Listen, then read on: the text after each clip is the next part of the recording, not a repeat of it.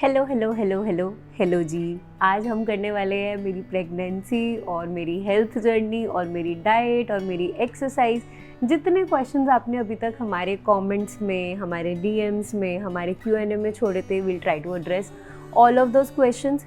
थोड़ा मुश्किल है बट आज हमारे साथ आने वाले हैं आस्क नेचुरल से Yash Patel and he will try to answer all of the questions. हम इंस्टाग्राम पे लाइव भी जाने वाले हैं, will try to answer maximum questions that come up.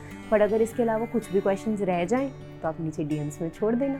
So Yash has been helping me out with my exercising routine and with my diet and nutrition plan from past 2 years, almost 2 years now, even before I conceived, even before I delivered the baby.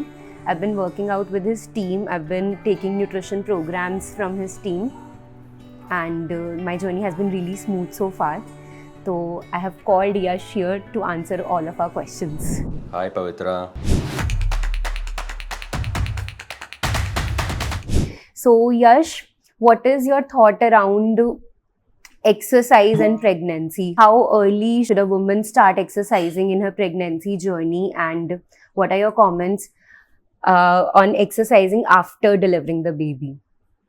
So first of all, Pavitra, we humans have this luxury to decide when should we work out and when should we not work out. However, think about the times when we did not have the luxury to work out or to choose the kind of activity we were doing. That time we used to do everything while we were pregnant also. True. But nah, true, right? So strength training is nothing different than a regular movement, regular day-to-day activity that we do. In fact, there have been overwhelming cases of our customers who, you also being one of them, you have been doing yoga till the end. So who have been training all throughout the pregnancy and they have successfully delivered, normal delivery happened, no complications, nothing. So according to me, there is no good time to start strength training. You can start strength training whenever. Of course, when you are pregnant, when your body is going through with some sort of discomfort, the intensity can be different. You cannot always train at the superior intensity. Intensity ऊपर नीचे हो सकती है but आपका जो training है वो होते रहना चाहिए. अब इसके पीछे का मैं आपको लॉजिक बताता हूँ. तो when you say training you are referring to strength training only, right Pavitra? मतलब I'm referring to working out in general. That includes cardio, that includes yoga, that includes any type of activity that comes under exercising. Because I think from the beginning I've been doing a mix of workouts. I've never been, hooked on just one type of workout. I've been doing yoga, I've been going for dance classes, I've been doing a lot of strength training also. So a lot of people used to raise their eyebrows ki, how are you still working out? Doctor ने मना नहीं किया, mummy मना नहीं करती, क्यों workout कर रहे हो? It's not safe for the baby. Why are you not resting? मतलब this why are you not resting question has been constant throughout my pregnancy and even after delivering the baby. तो हाँ, एक resting की definition और एक active lifestyle की definition भी I think we should clarify कि क्या होती है एंड क्या होनी चाहिए. Understandable. See, I'll tell you what, any kind of workout, when you're doing, workout is supposed to increase the muscular function of your body. Workout is supposed to increase the blood flow. And pregnancy के time पे ज़्यादा घुमा फिरा के नहीं, अगर straight forward बात करूँ तो सबसे ज़्यादा एक फीमेल को ज़रूरत होती है कोर स्ट्रेंथ की. Do you agree with me? हाँ, कोर स्ट्रेंथ की ज़रूरत होती है, राइट? कॉन्ट्रैक्टाइल एबिलिटी भी आपकी वहीं से आती है. मसल्स ही हैं जो कॉन्ट्रैक्ट करते हैं. आपके जो डीप मसल्स होते हैं वो भी, डीप मसल्स क्या होता है समझाता हूँ बाद में, बट आपके एब्डोमिनल मसल्स जो फ्रंट मसल्स होते हैं वो भी, डीप मसल्स होते हैं वो भी. आपकी मसल्स की स्ट्रेंथनिंग बहुत ज़रूरी है in order to contract, in order to protect. वरना आजकल आपने देखा है डायस्टेसिस रेक्टाई नाम का एक प्रॉब्लम बहुत कॉमन हो गया है. सेपरेशन ऑफ एब्डोमिनल मसल्स, या फिर हर्निया हो जाता है, या फिर बैक पेन तो बहुत कॉमन है immediately after delivering the baby. तो ये सारे प्रॉब्लम कहीं ना कहीं होते हैं because of, and I'm not saying only because of not being doing the strength training all throughout the pregnancy, but that is also one of the very common reason कि core strength काफ़ी weak थी. तो जो trauma था, जो load था, वो संभाल नहीं पाए. इस वजह से because of less strength आपका complications after pregnancy होना शुरू हो गए. C-section भी काफ़ी हद तक आप उससे correlate कर सकते हो. Because when your muscles are not having the ability to contract properly, that's where the ability, I mean, of course, there are other complications also. Gynecologists may not agree with me. कभी कभी ऐसा होता है कि पूप कर दिया या किसी एक स्पेसिफिक रीज़न से आपको सी सेक्शन करना पड़ा, but 70% 60% of the times it is also the reason कि मसल्स काफ़ी वीक थे. तो to answer your question Pavitra, pregnancy के टाइम पे और इन जनरल बिफोर प्रेगनेंसी मेरे पास जो मेरे कस्टमर्स आते हैं, आप भी, you were also one of them, doing yoga, strength training, whatever workout, I always tell them to keep doing it as long as you can do, because that's how you will ensure that your muscles will not go waste. Human body में ना एक concept होता है जिसको बोलते हैं sarcopenia. उसमें क्या होता है कि ह्यूमन बॉडी में एक मैकेनिज्म होता है कि जो भी चीज़ खराब है उसको फेंक दो. खराब है एज इन जो भी चीज़ यूज में नहीं आ रही उसको फेंक दो. Eliminate everything that is not required. तो अगर आज आपको मैं बोलूँ कि आप स्पेस में जाओ और स्पेस में जाके 2 महीना रहो, तो when you will come back on earth आपका 5-10 किलो वेट लॉस हो जाएगा. बेसिकली वो मसल लॉस होगा, बिकॉज स्पेस में ग्रेविटेशनल पुल कम होता है तो मसल्स की रिक्वायरमेंट भी कम हो जाती है. और जब मसल्स की रिक्वायरमेंट कम हो जाती है तो बॉडी अपने आप उन मसल्स को रिमूव कर देती है. इसको मसल वेस्टिंग बोलते हैं हम लोग. सिमिलरली प्रेगनेंसी के टाइम पर क्या होता है, अग्री विथ मी और नॉट, बट थोड़ा बहुत तो एक्टिविटी आपका गिरता है compare to the regular lifestyle, right. थोड़ा बहुत एक्टिविटी डाउन जाता है. And at that time the potential muscle loss can be seen because of inactivity. इसलिए हमारे पास जो आते हैं मोस्ट ऑफ माई क्लाइंट्स हुआ मदर्स, हम उनको यही बोलते हैं कि before pregnancy it is your additional job कि आप मसल्स को एक्यूमुलेट करो लाइक एन एफडी. स्ट्रेंथ को एक्यूमुलेट करो, because strength doesn't disappear as soon as you stop working out. थोड़े टाइम तक रहती है वो. तो अगर आप अपना मस्कुलेचर गैदर कर लेते हो before pregnancy, then after pregnancy you will not have major complication. Go head.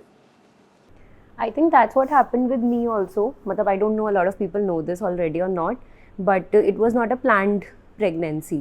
But I've been regularly working out and I was focusing on strength training, I was focusing on yoga पहले भी. तो मुझे as such कभी दिक्कत नहीं आई. मतलब I didn't have to think about conception problems या फिर IVF problems. अब काफ़ी बारी questions आते हैं कि पवित्रा, did you opt for certain type of exercises or a certain diet regime for conceiving the baby? Did you make certain lifestyle changes for your journey to be smooth? तो I didn't do a lot of things purposefully या फिर it was not for conceiving the baby या फिर it was not directly related to that, but I have been focusing on an active lifestyle and an active exercising routine in general, just to just to live a nice lifestyle and just to sustain that good well-being. तो indirectly तो उस चीज़ ने काफ़ी help किया. But do you recommend certain lifestyle changes या फिर a set of exercises for conceiving, for helping women to conceive? Absolutely, absolutely. So as I've mentioned कि there should be a lot of focus and emphasis on core strength, because that plays the major role in pregnancy. Another thing you also spoken about the diet. What I would say is that diet और nutrition जो होता है पवित्रा, ये सबसे बड़ा role play करता है pregnancy में. In fact, okay, so I'll just make you understand something that you all should know, those who are planning to conceive or those who have already delivered. Pregnancy के time पर क्या होता है कि आप so in a very simple language, pregnancy is nothing but a situation when two people are creating a genetic pool and then transmitting into a human body. That's pregnancy for you in a nutshell.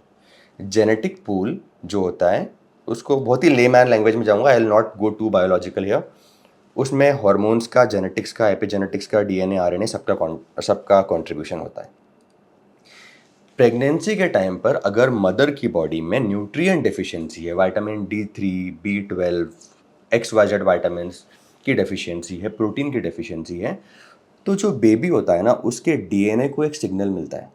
बाहर की दुनिया में शायद खाना बहुत कम है और वो अपने मेटाबॉलिज्म को ऐसे फॉर्म कर लेता है कि वो बाय बर्थ एक फैट गेनिंग की टेंडेंसी लेके पैदा होता है. तो मुझे एकदम से याद आ गया, मतलब ये अभी तो हम थोड़े टेक्निकल टर्म्स में बात कर रहे हैं and all of this make sense and there science backing it up.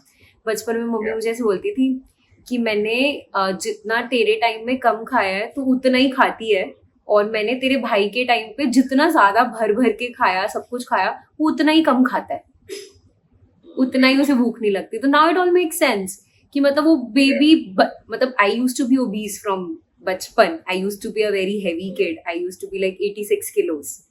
तो मुझे now it all make sense कि हाँ, वो बचपन से ही फैट स्टोर करने की आदत थी बॉडी को.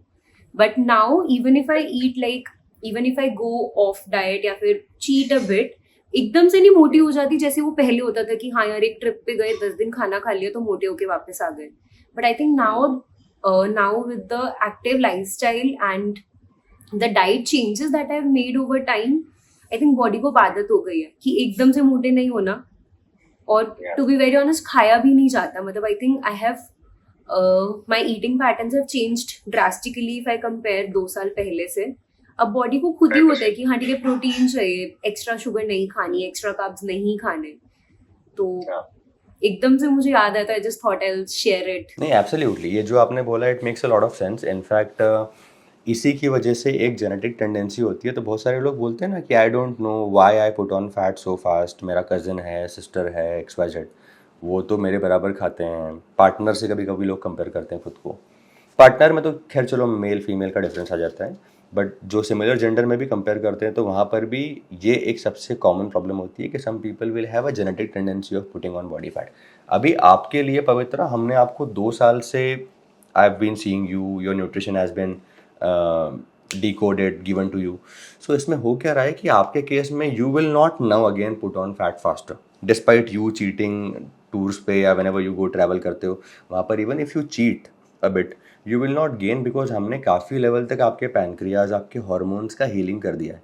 And if you remember one thing, 2 साल में अगर आपने 60% भी न्यूट्रिशन फॉलो किया है, 70% भी किया है, not even one day we told you to be hungry और eat less.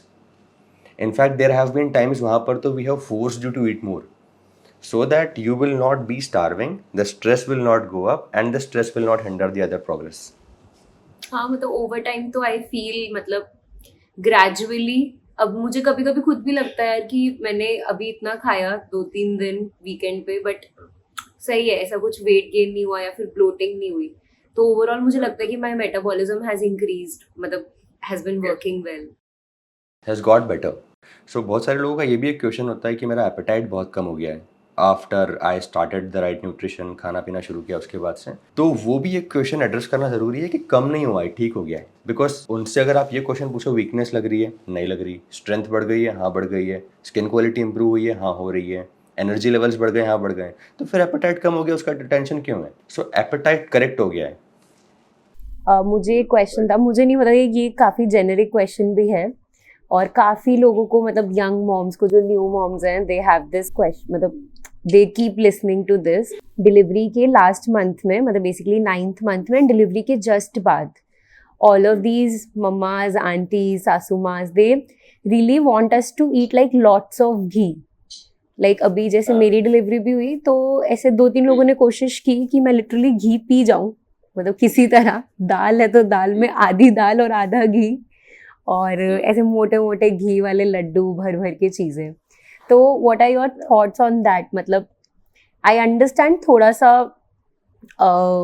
Background of that कि हाँ it's because of the body is really weak and body weak है, बॉडी को और न्यूट्रिशन चाहिए, फैट ग्रीजिंग में हेल्प करता है, muscles, all of those things. But what are your thoughts on that कि खाना चाहिए, नहीं खाना चाहिए, और अगर खाना चाहिए तो क्या क्वांटिटी रहनी चाहिए? Some guidelines. अरे बिल्कुल खाना चाहिए, बिल्कुल खाना चाहिए, और बिना क्वांटिटी मेजर किए खाना चाहिए. And I tell you why. सही में ये मुझे तो नहीं बोला था आपने, मुझे तो मना किया था. Because you have been cheating quite on and off. और अगर घी के साथ अगर कभी आप बहुत ज़्यादा शुगर, तो लड्डू के फॉर्म में अगर आप खा रहे हो तो वो घी ऑक्सीडाइज हो जाता है and then it work against you. But as long as you are having ghee purely and not having any sugar और sweet with it, then at that time you can have it as much as you want. And आपको मैं बताऊं, आपके baby के nerves development, जो brain development होता है ना, इसमें सबसे बड़ा रोल होता है कोलेस्ट्रॉल का. और कोलेस्ट्रॉल घी में भर भर के आता है. Fish oil is also another kind of fat only. Ghee भी एक फैट ही होता है. तो आपने देखा है जो डीप सी में जो व्हेल होती है उसका ब्रेन बताते हैं कि सबसे ज़्यादा बड़ा होता है. तो उसके पीछे भी जो एनेक्डोट्स हैं वो यही हैं कि वो सबसे ज़्यादा फैट ओमेगा 3 रिच फूड खाती है, तो उससे ब्रेन का डेवलपमेंट ओमेगा 3 से काफ़ी ज़्यादा अच्छा होता है. तो ghee which is cholesterol and omega 3 which is fish oil has very big role in nerve development, cognitive development, IQ development of somebody who is growing up. तो ये चीज़ें आप प्रेग्नेंट हो उस टाइम पे भी और उसके बाद भी you should feed your baby a lot. Got it. A lot of people face trouble in conceiving when they have PCOD. I mean, I've been a PCOD patient myself. So I think 2 in 5 females in current scenario, they have PCOD. And there's a lot of confusion and there's a lot of, a lot of डर around कि PCOD है तो conceive कर पाएंगे या नहीं.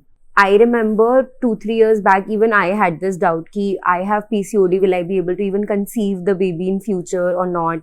Even if I plan to, even if I plan to have a baby, it is going to be a very hectic task. I might have to go for IVF. I had all of these questions. But then I think I started working on my lifestyle and it happened on its own. So do you have any suggestions or any thoughts around that? Yeah, so what you said, Pavitra, is absolutely right. PCOS, PCOD has a direct contribution into infertility and not being able to conceive. इसका simple सा logic यही है, ऐसा क्यों होता है? Because इस particular condition में आपके बॉडी के हार्मोन्स जो हैं वो काफ़ी डिसबैलेंस हो जाते हैं. Male hormone which is testosterone और ईस्ट्रोजन नाम का एक हार्मोन होता है, they become very prevalent into female body.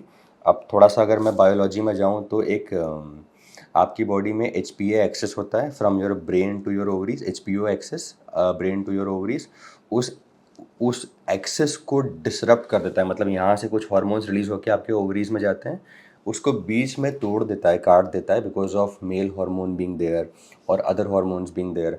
तो PCOS PCOD का अगर आपको केस है भी ना, तो आपका प्रेगनेंसी हो सकता है IVF के थ्रू. डॉक्टर्स आपको ज़माने भर का FSH इंजेक्शन इंजेक्ट करेंगे, फिर उसके बाद कुछ दिन बाद बोला कि आपको LH भी इंजेक्ट करेंगे, लुटिनाइजिंग हार्मोन इंजेक्ट करेंगे, and they will somehow ensure that आपका IVF हो जाए. But understand one thing, that it's a very painful process, number 1. Number 2, it's a very expensive process. And number 3, because there are so many hormones going on into your body, you don't know what will be the withdrawal effect. Understand, सबसे important चीज़ ये समझने वाली है कि PCOS PCOD reversible है. ये कोई ऐसी डिसीज़ नहीं हो गई है आपको जो रिवर्सिबल नहीं है, तो अब आप प्रेग्नेंट होने के पहले सोच रहे हो कि वो ये तो ठीक नहीं हो सकती. Within a span of 6 months, if somebody is following correct nutrition, right nutrition that we provided, Ask Natural, within a span of 6 to 8 months, your PCOS symptoms will be completely gone. And once all the symptoms are gone, then go ahead and execute the pregnancy. Because understand one thing, अभी I was explaining this to you कि genetic pool create करते हो आप. When somebody is having a condition called as PCOD, do you think they are in the condition to create a good genetic pool? 30 to 40% mothers who have gestational diabetes, who has PCOD, उनके baby में भी ये same चीज़ें repeat होती है. And this is not my opinion. This is something that you go out there, read reports about it. 30 to 40 times. तो अगर कोई भी मेटाबॉलिक इशू है, हार्मोनल डिसबैलेंस इशू है, इट इज वेरी क्रूशियल कि पहले वो ठीक किया जाए before you approach pregnancy. I have this one question. She's asking कि when can we start exercise post pregnancy, and दोनों cases normal, मतलब if it's a normal delivery and if it's a C-section delivery, तो when can a person start exercising post their delivery in both the cases? ये काफ़ी independent चीज़ है Pavitra, but I will tell you one thing. 8 weeks एक safe duration होता है. 8 to 9 weeks के अंदर यू स्टार्ट फीलिंग कंफर्टेबल. आप पेल्विक फ्लोर एक्सरसाइजेस और बेसिक ऐसे मूवमेंट जो आपको ब्लड फ्लो में हेल्प करते हैं, ब्लड सर्कुलेशन में हेल्प करते हैं, वो मूवमेंट आप काफ़ी इजीली कर सकते हो. मतलब I want to give you one example. जिनको मैं ट्रेन कर रहा था, आई डोंट नो आपकी ऑडियंस जानते होंगे, देबीना करके है, शी इज़ TV एक्ट्रेस. उनका भी सी सेक्शन था, एंड तो उनका भी सी सेक्शन था, एंड 45th डे पे I was training her. 45th day पे I think even I started after 45th day. अच्छा, हाँ करेक्ट. तो it depends upon how comfortable you are. और उनको तो मैंने प्रॉपर क्रॉसफिट करवाया, it is recorded, it is there on Instagram. तो 45th डे पे प्रॉपर हमने वो पूरा रिकॉर्ड किया था, काफ़ी न्यूज़ में भी कवर हुआ था वो वाला पार्ट. तो you can basically see when you are comfortable, but after 8 weeks you can go slow and start working out, because there's no point keep waiting it for 6 months, 8 months. I have this one question. I often get requests in my DMs and whenever I post a story with Q&A कि please share your diet, what are you eating? तो इसके around मुझे एक I wanted to discuss this topic कि how will that help. मतलब I often ignore this question because I do not have like a list of diets, or I do not have a diet plan that I can simply, forward it. It's not like 1 day recipe or a 7 day plan ki हाँ ये लो ये follow कर लो. So, and very honestly, all of these diet plans or all of these diet tips that I've been doing or following in my life, they have been changing over time, and they have been changing as per the stage I am in my life. If I'm trying to maintain that weight, what I'll be eating would be different. If I am trying to lose weight, the diet plan would be different. If I'm in my seventh month of pregnancy, what I'm going to eat would be different. So I wanted you to talk about this. What you should eat will entirely depend on what your lifestyle is, on what your body condition is, what your deficiencies are, nutrition goals, body goals. So I think all of this depends on that. So I want your thoughts around that कि how should we handle this? कोई आता है बोलता है मेरा HbA1c high है, मुझे hypothyroid है, मुझे PCOD केस है, क्रॉनिक है, नेक्स्ट ईयर प्रेगनेंसी प्लान करना है.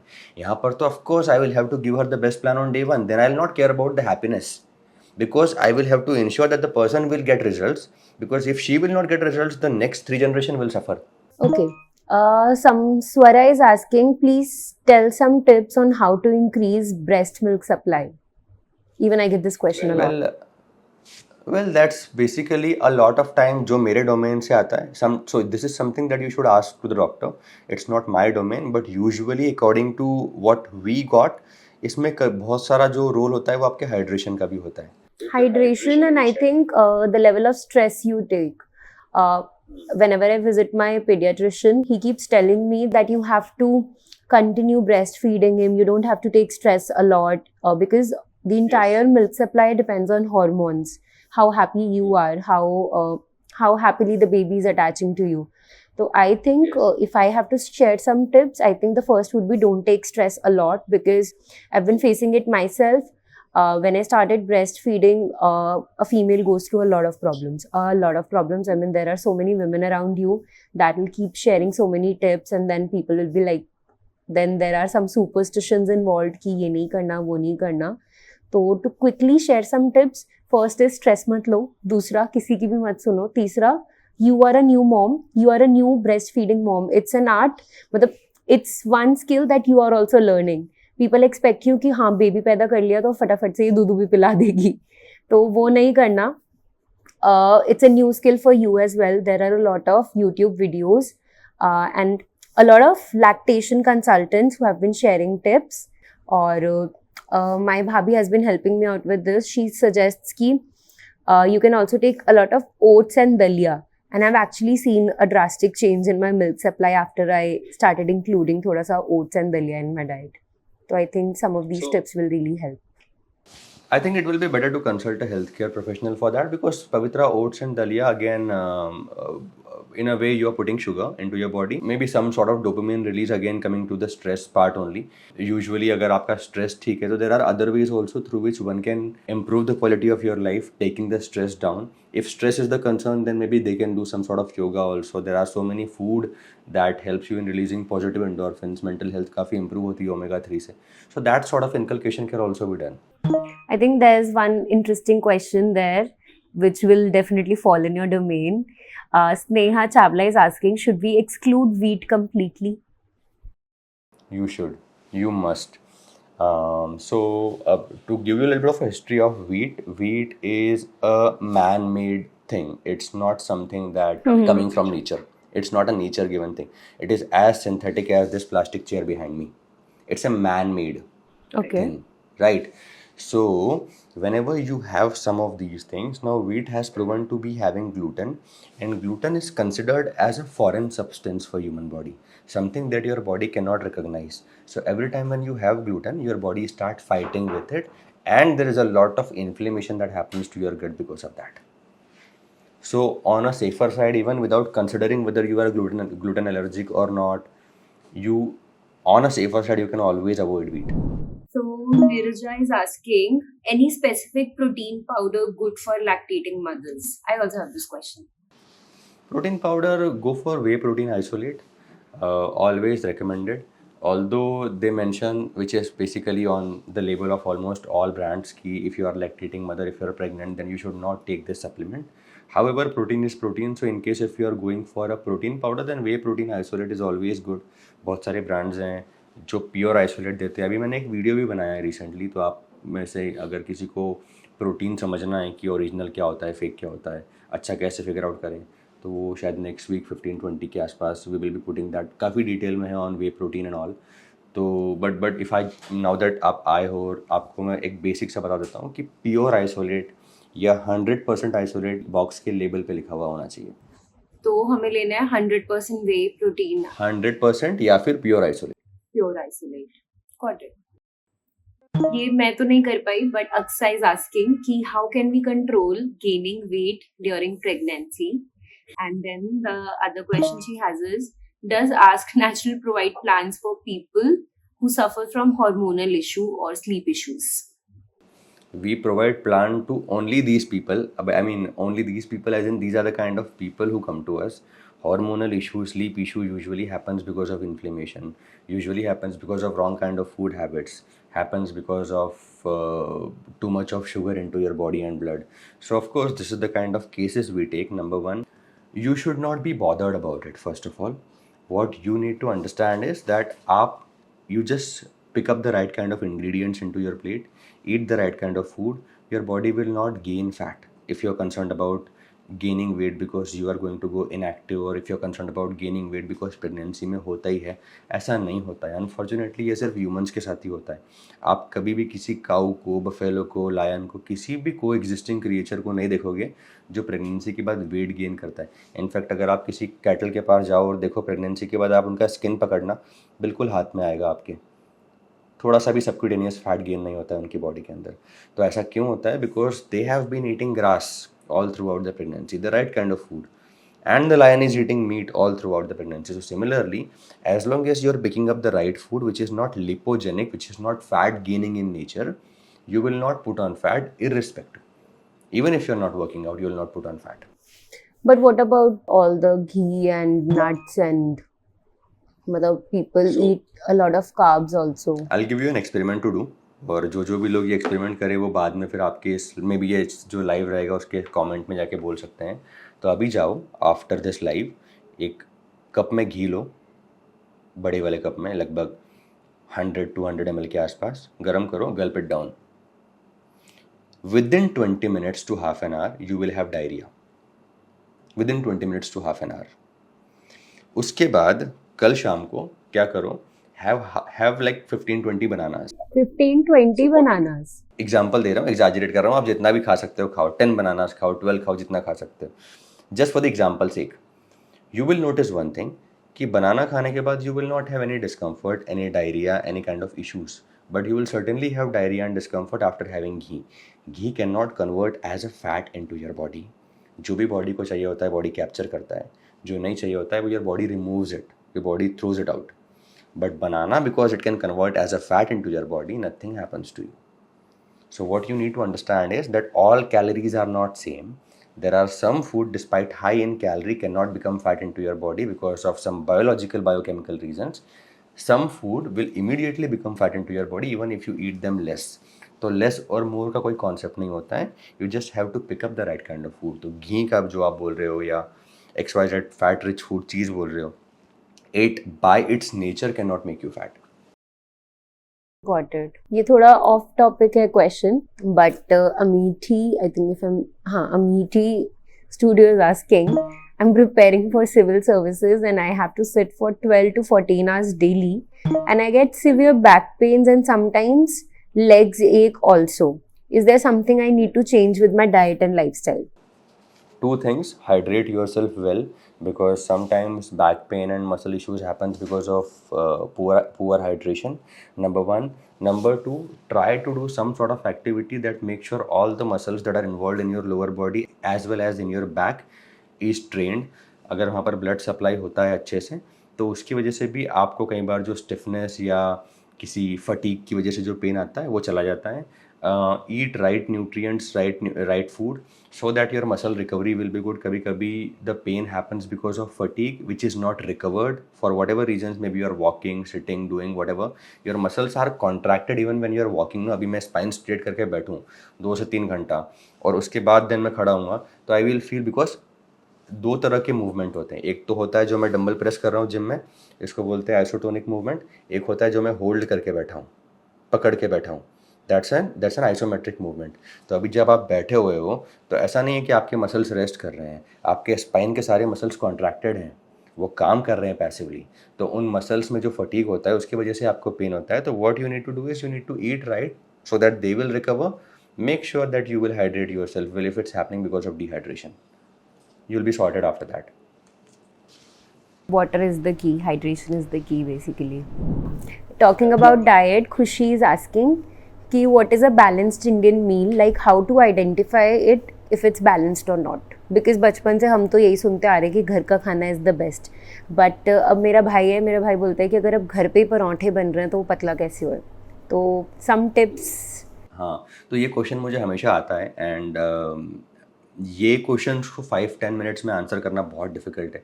I would require hours and hours to speak about this particular topic. कि बैलेंस वर्ड भी गलत है. एंड इनफैक्ट बैलेंस का मतलब लोगों को ये लगता है कि सारे फूड राइट प्रपोर्शन में, सारे फूड जो है वो इक्वल प्रपोर्शन में होने चाहिए, विच इज़ रॉन्ग. बैलेंस का जो करेक्ट मीनिंग ये होता है कि सही फूड सही प्रपोर्शन में होना चाहिए. That is the right meaning for balance. So to answer your question कि आपको एज एन इंडियन डाइट में कौन कौन से फूड आप खा सकते हो, कैसे इंश्योर करें कि आपकी डाइट बैलेंस है या नहीं है. what you need to do is you will have to remove all sugary substance from your diet. You will have to remove food that mess up with your gut health, which is gluten and milk. You will have to remove food that causes you to have a lot of inflammation, that is your seed oils, nut oil, seed oil, soybean oil and all that. Once they are being removed, उसके बाद जो भी आपके diet में food बचता है, saturated fat मतलब eggs, chicken, fish, अगर आप वेजिटेरियन हो तो you can go for dairy based paneer and all. So when you have all these things, after that you will no longer have to care about the balance. Your body will ensure that the balance will be maintained because the food is right, the food is good, frequent hunger will not come, your body will get what it wanted and automatically your hunger level will be maintained throughout the day, your satiation level will be maintained throughout the day. So that's a balanced Indian, I mean उसको region से associate करना ज़रूरी नहीं है. As long as you are eating the right food it's perfectly okay. Recipes जो है वो Indian होती है, डाइट इंडियन कैसे हो सकती है. नीलम गहलोत is asking कि is it good for the body if we lose 7 to 8 kilos in 2 months? Depends what you're losing.